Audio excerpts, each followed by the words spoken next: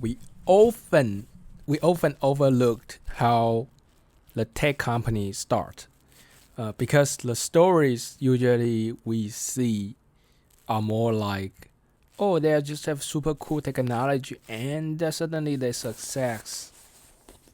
And this usually is not true.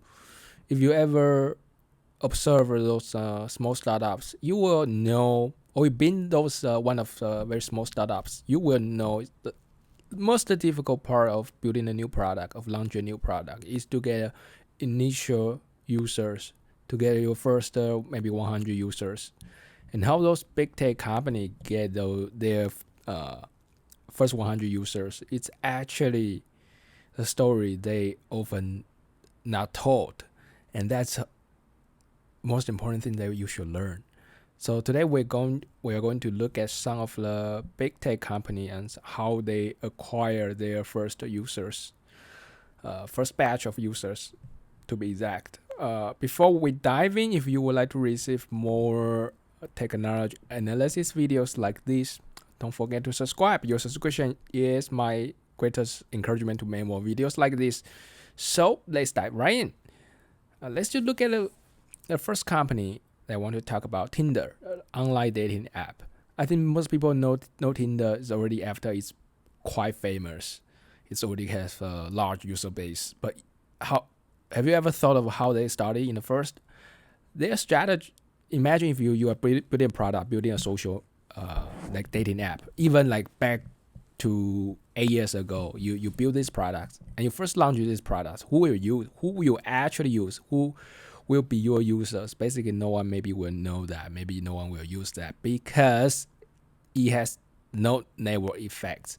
If you join the Tinder, the dating apps you launch now, somebody joined that, they found out there's actually no other users. What's the point of joining that? So the co-founders of users, they actually went to a campus, the campus, and just send talk to the people and they say, would you be interested in using that? Because you can see other maybe your classmates or some people also in this campus. You can meet some of them, they are single, so they really go there, talk to people in person to promote their products. So that's interesting. And they also has something is like they hosted a party, a very big party, and you must have Tinder installed on your phone to really get into the party. The party itself is actually free. The ticket is you need to show your phones with Tinder installed. That's also a good way to acquire your initial users. So that's their strategy. And for those people who go to those parties, they are usually very outgoing, usually like very active in social media. So that's if they jump to Tinders, they will also make Tinders more vibrant. So that's their strategy. And another story I want to tell you is DoorDash. DoorDash is actually a very interesting startup. Uh, their MVP is very simple. It's just a website with PDF. By the way, DoorDash is a company that do food delivery, and they are going to IPO now. And their MVP is a website, just a website, and with PDF menus of restaurants. So it's very simple, and they really do that. And they put the delivery flyers. They put flyers in their university, which is Stanford University. They just use the physical poster flyers to let people know, and they didn't really know if that will work at first, and it turned out work, and it's a very good way to acquire their first small batch of users in the campus.